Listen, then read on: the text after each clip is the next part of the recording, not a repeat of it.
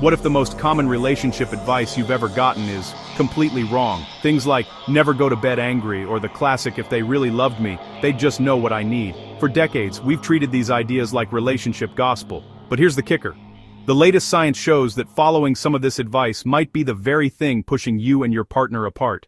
These myths create impossible standards and unmet expectations that can slowly poison a partnership.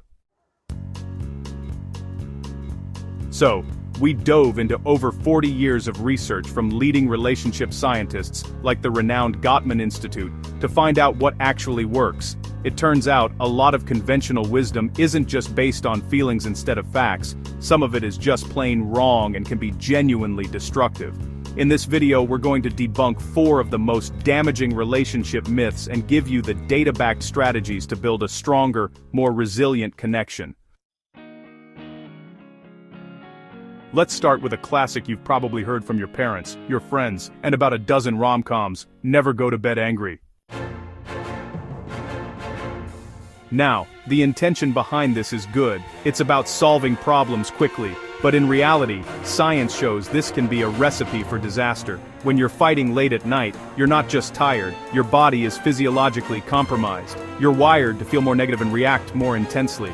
Researchers call this emotional flooding. Your heart rate spikes, stress hormones like cortisol flood your system, and you get locked into a fight-or-flight response. When that happens, the rational problem-solving part of your brain basically checks out. You're literally unable to think clearly, listen with empathy, or find a constructive solution. Forcing a resolution in this state usually just leads to saying hurtful things you don't mean and agreeing to flimsy band-aid solutions just to make it stop. Plus, research shows that conflict ruins your sleep, and bad sleep makes you more likely to fight the next day. It's a truly vicious cycle. So what does the science say you should do instead?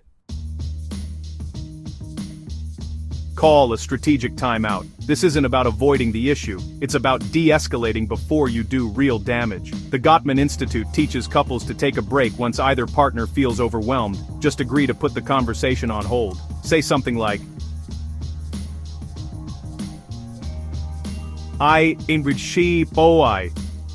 really want to solve this with you, but I'm too exhausted and upset to think straight right now. Can we please talk about this tomorrow morning over coffee?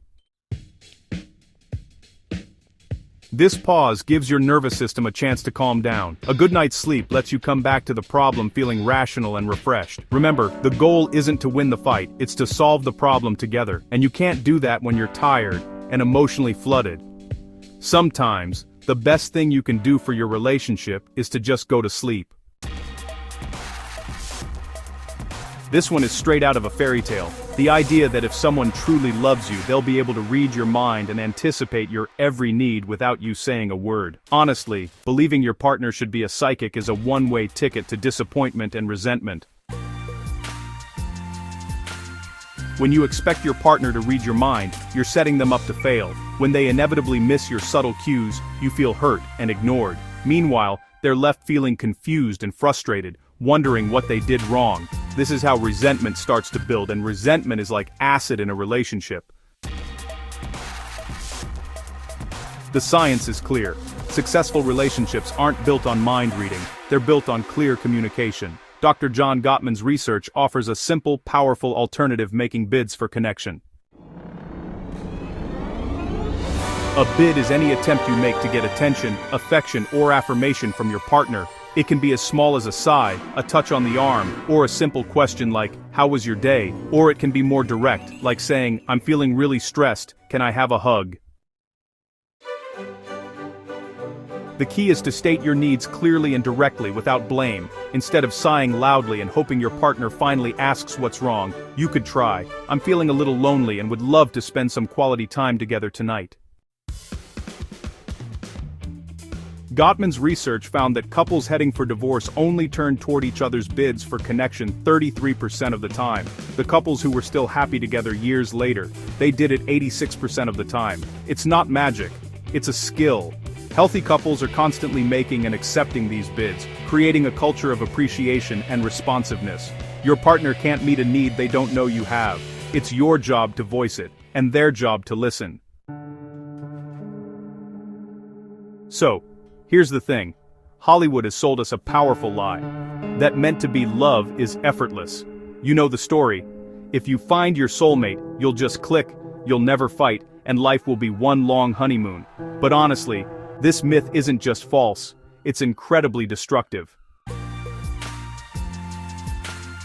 The truth is, conflict isn't just inevitable in a relationship, it's actually necessary for growth. A total lack of conflict isn't a sign of a perfect relationship, it's usually a sign of apathy where both partners have just given up on resolving their differences.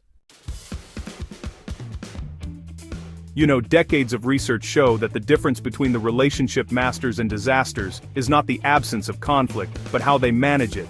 Every relationship, no matter how great, requires work.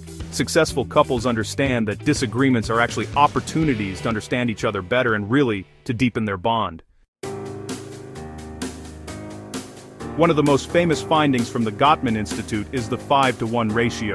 They discovered that for every one negative interaction during a conflict, the happiest couples have 5 or more positive ones. A positive interaction can be a shared laugh, a supportive touch, a moment of empathy like, "I can see why you feel that way," or even a simple apology. It's this constant effort to balance out the bad with the good that really keeps a relationship healthy.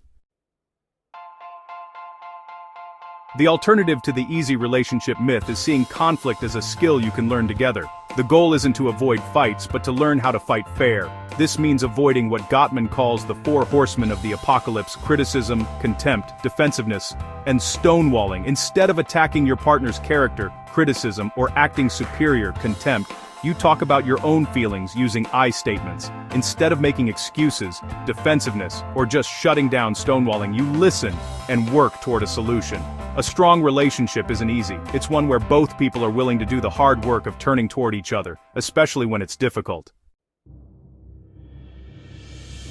By the way, if you're finding this myth-busting helpful and want more practical science-backed tools to improve your connection, make sure you subscribe to our channel. We drop new videos every week designed to give you the skills for a thriving relationship. So, this myth is a close cousin of the easy relationship lie. It's basically the belief that a natural connection shouldn't require any conscious effort. And, you know, if you have to go to couples therapy or actively practice communication skills, it must be a red flag that something is fundamentally broken. But once again, the science tells us the exact opposite. All relationships require work. Honestly, thinking your relationship shouldn't need effort is like thinking a car will run forever without any maintenance. Over time, without intentional care, things will break down.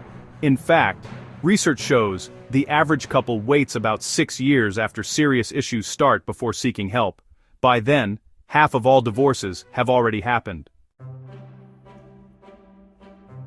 So, the point of working on your relationship isn't just to fix something that's broken, it's really about maintenance and prevention. It's about learning how to manage conflict and finding better ways to connect with and understand each other. Evidence-based approaches like emotionally focused therapy and the Gottman method have incredible track records for improving relationship satisfaction. These therapies aren't about pointing fingers, they're about identifying negative cycles and replacing them with healthier ones. They focus on building a secure bond where both partners feel safe, seen, and supported. So, the real reframe here is to stop thinking of it as work and start seeing it as intention. Love is a powerful foundation, but it isn't enough to sustain a partnership long-term. After the honeymoon phase fades, couples have to intentionally make time for romance, fun, and adventure. They have to intentionally practice good communication. They have to intentionally choose to turn towards each other, day after day. The strongest relationships aren't the ones left to chance. They're the ones built with conscious, loving effort. So, let's throw out that old broken rulebook. The idea that having common interests is the only secret, that an affair is always the final nail in the coffin, or that you need some kind of relationship contract. These are all myths that crumble under scientific scrutiny.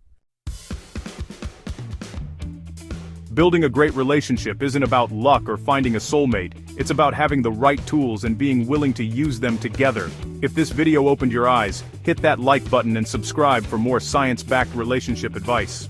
And let us know in the comments, which relationship myth surprised you the most?